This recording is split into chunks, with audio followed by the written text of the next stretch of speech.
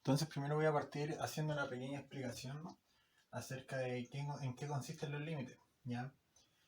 Aquí escribí la que es la definición de límite, o sea, el límite por definición de un cierto límite, que en este caso es el límite de x tendiendo a x0 de una cierta función me da L. Sí, solo sí, para todo epsilon 0, o sea, todo epsilon mayor que 0 existe un delta mayor que 0, tal que se cumpla esto, que el valor absoluto de x menos x0 sea menor a delta. Entonces eso implica que el f de x menos el límite sea menor que 0. Aquí lo escribo un poco más ordenado. Entonces, ¿qué quiere decir esto gráficamente? Me están diciendo que para todo epsilon 0, o sea que el epsilon que yo me tome que sea positivo puede ser muy pequeño, o sea, puede ser un epsilon 0,1, como también puede ser un epsilon igual a 0,00001 o un epsilon igual a 10 elevado a menos 20, por ejemplo. Cada vez puede ser un epsilon más pequeño y el epsilon que yo tome me tiene que implicar que debe existir un delta tal que cumpla esa condición. Ya, ¿a qué se refiere esa condición? Esto que está aquí gráficamente. El epsilon es el que yo me doy. Y ojo, cuando me dicen x menos x0 menor a delta, ¿qué me están diciendo acá? Que el x menos x0 es menor que delta y es mayor que menos delta. Y esto al sumar x0 en ambos lados me queda x0 menos delta menor que x menor que x0 más delta. Entonces aquí eso es lo que hice. El x tiene que estar entre esta región, x, entre x más delta y x menos delta. Y por otro lado, la función, en esta parte, cumple lo mismo, solamente que en la función. Recordemos que si me dicen que f de x menos el límite es menor que, bueno, aquí, no, nada, es menor que epsilon. O sea, aquí hice lo mismo que ya. Traté de simplificar eso de acá. Entonces me quedaría esto. Si sumo L a ambos lados me queda L menos delta. O sea, L menos epsilon, disculpen. F de x menor a L más epsilon. Eso es. Entonces estaba acá, me había equivocado. Era L. Porque el L es el que tiene que estar entre medio de esto. Entonces se cumple eso. Que la función está entonces en este espacio de acá. Entonces, esto es lo que quiere decir, que yo el epsilon que yo me tome puede ser muy pequeño, o sea, esta distancia de acá puede ser más pequeña, puedo tomarme un epsilon ahí y ahí, pensando que esté L, entonces yo me tomo una distancia mucho más pequeña. Y la pregunta es, ¿existe algún delta tal que el X esté en esta región? Sí, pues existe un delta, que sería el que esté más acá. Y cada vez que yo achique el epsilon, eso va pasando. Si yo tomo un epsilon muy grande, obviamente se cumple. Si tomo un epsilon por acá, obviamente se va a cumplir, solamente que acá el límite está por el otro lado. Pero si yo tomo un epsilon muy grande o muy chico, se va a cumplir igual. Entonces, lo que nos interesa aquí es que existan deltas que sean obviamente positivos y que al elegir un epsilon, el x pertenezca a esto de aquí, o sea que el x0 esté ahí. ¿Qué pasaría si el límite fuese otro? Por ejemplo, el límite de esta función me dicen que es este. Entonces, ¿qué pasa? Yo tengo que ir aquí. Es este. Me dicen, este es el límite, no es el de arriba, es este. Entonces yo voy aquí y tomo este punto. Y ahora, ¿qué tengo que hacer? Ver si es que para todo epsilon existe algún delta. Pues entonces me tomo un epsilon, por ejemplo, este epsilon. Llega aquí. Llega aquí. Entonces, al hacer yo esta gráfica hacia abajo, veo que el x0 está acá. Pues. Entonces, obviamente el límite no existe porque me están diciendo que el x0, al aplicar el límite en x0, el límite es ese. Entonces, como aquí no está el x0 debería estar acá, pero como no está, no pertenece aquí, eso implica que el límite no existe. Por eso va esa definición. ¿Ya? Eso en cuanto al límite por definición. Ahora, el cálculo de límites de por sí va a ser límites del tipo indeterminado con la intención de que se hagan trabajos algebraicos para llegar a ellos. Entonces, comúnmente van a tener límites como estos.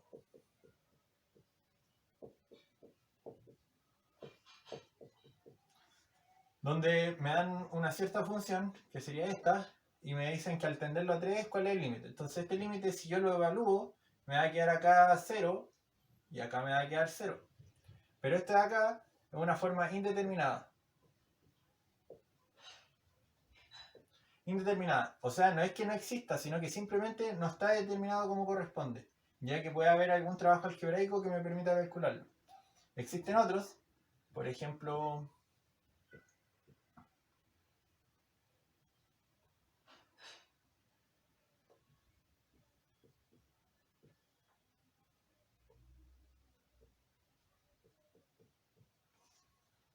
Ah, no, me equivoqué. Ya. Si hago ese límite, en esta parte de acá arriba, por el tema de la función, si ustedes grafican esa función,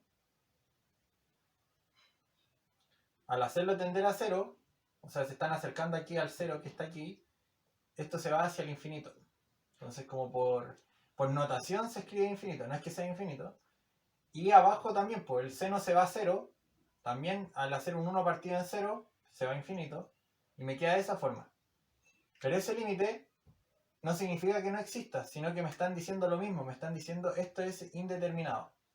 Entonces, estas son las formas más comunes que van a dar por ahora de indeterminaciones, pero existen otras, como que les dé infinito menos infinito, o que les dé 0 por infinito, o que les dé 1 elevado a infinito. Y aquí esto suena de repente raro porque me dicen 0 por infinito debería ser 0 porque el número multiplicado por 0 da cualquier número, pero no es así. En este caso, no necesariamente tiene que ser 0. El claro ejemplo es un límite muy conocido que se trabaja mucho, es el x tendiendo a 0 de seno de x por 1 partido en x.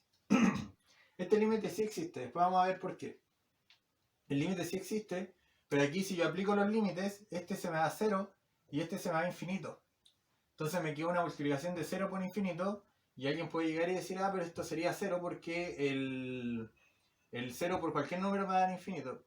O sea, me va a dar 0. Esto no ocurre en este caso porque es un límite notable que después vamos a calcularlo con su respectivo formato. Pero esto no es 0. Entonces esta es otra forma indeterminada de las que están allá, junto con infinito menos infinito y 1 elevado a infinito. ¿Ya?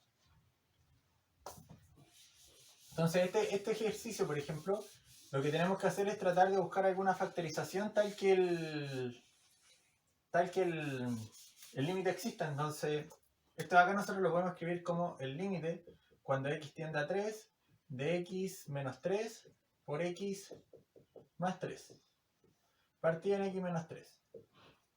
Y esto se puede simplificar, ¿cierto? Y me quedaría que esto es igual al límite de x tendiendo a 3 de x más 3. Ahora, esto se puede hacer, pero hay que tener en cuenta que mi función original es esa. O sea, mi función original es igual a x cuadrado menos 9 partido en x menos 3. Lo cual, obviamente, yo lo puedo expresar como f de x igual a eso que llegamos acá, a x más 3. Pero con una condición, que es la restricción. La restricción que me dice que el x tiene que ser distinto de 3.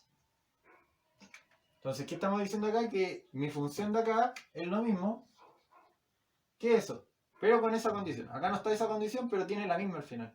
Entonces, si ustedes grafican esta función, les va a dar algo así.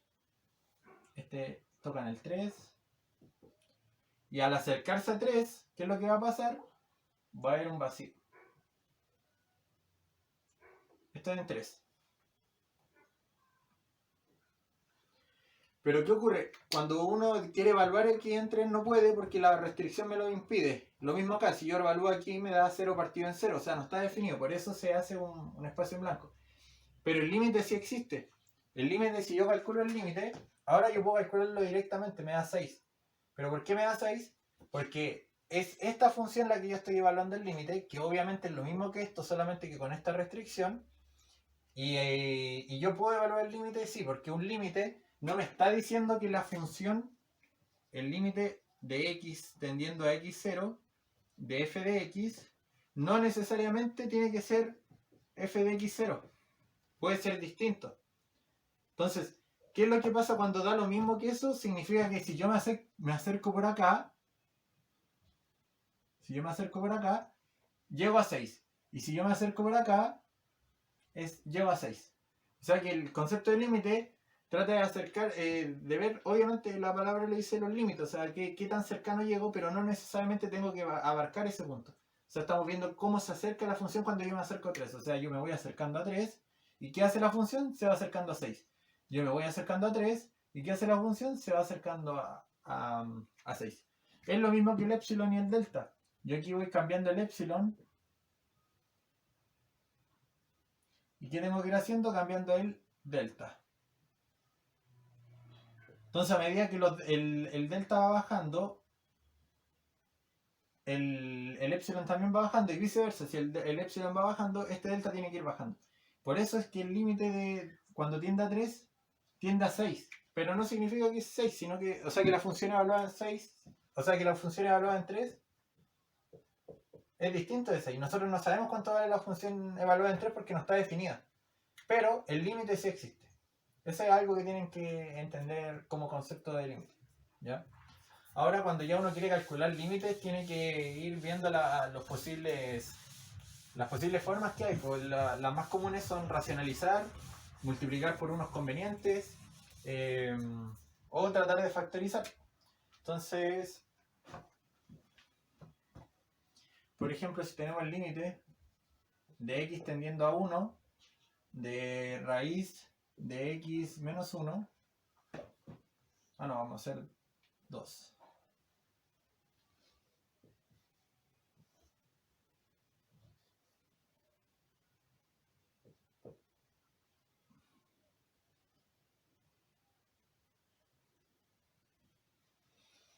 Ya, tenemos esa función.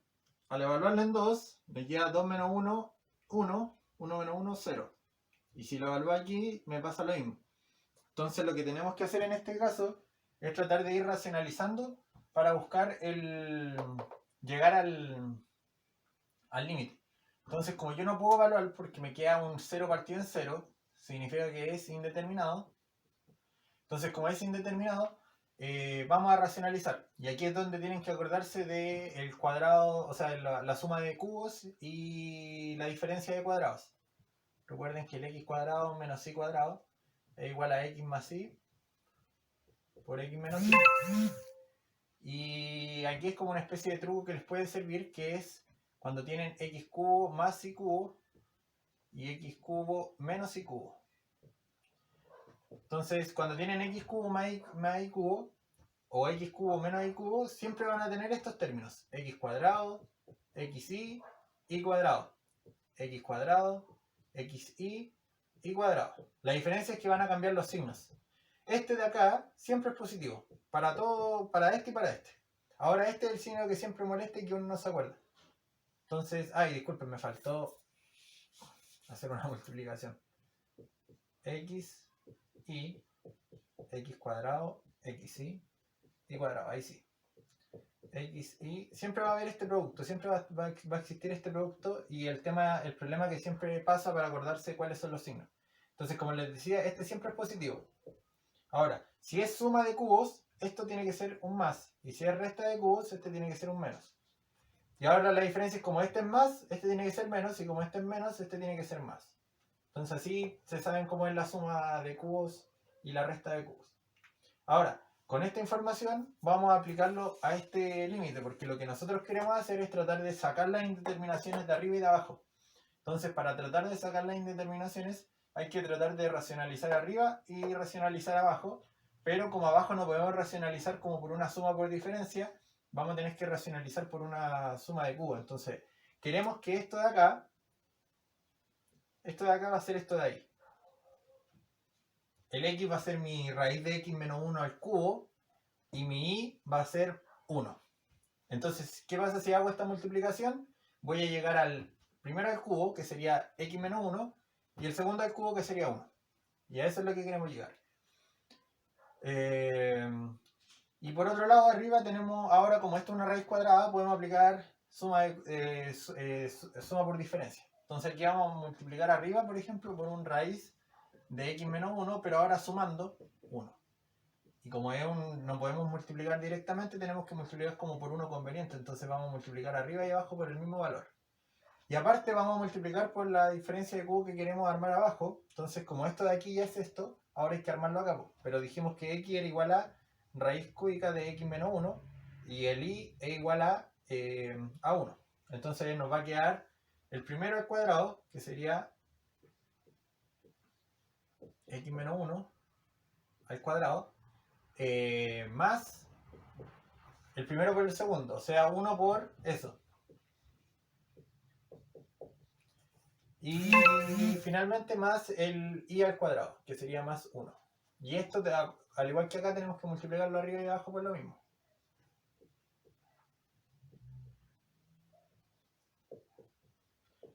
Ya. Ahora que ya tenemos eso, podemos tratar de resolver.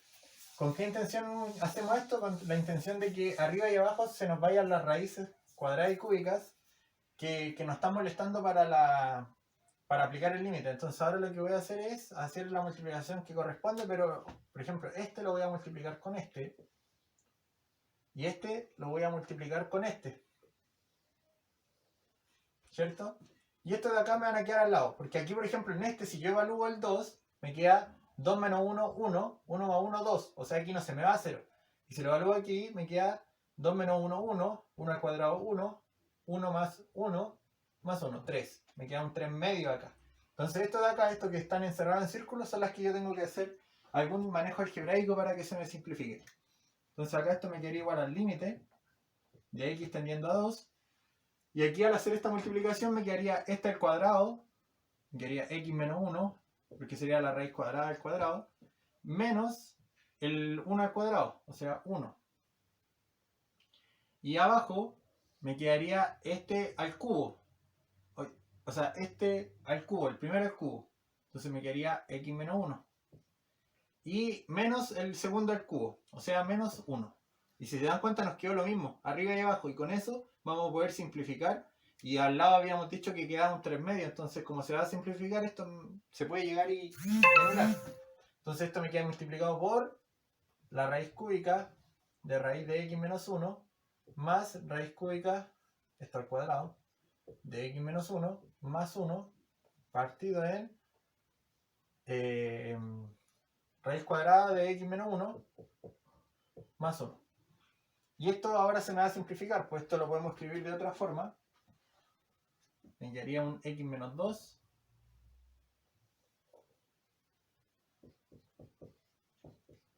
y si se dan cuenta es el número que nos estaba molestando, pues el factor que nos estaba molestando. Entonces ahora podemos aplicar el límite, pues y al aplicar el límite, como dijimos, me queda un 1, un 1, un 1 y abajo me queda un 2. Entonces me queda 3 medio. Y ahí quería calcular el límite. Ese es como el ejercicio común que pasa con los polinomios. Luego los problemas van a ser con las funciones trigonométricas.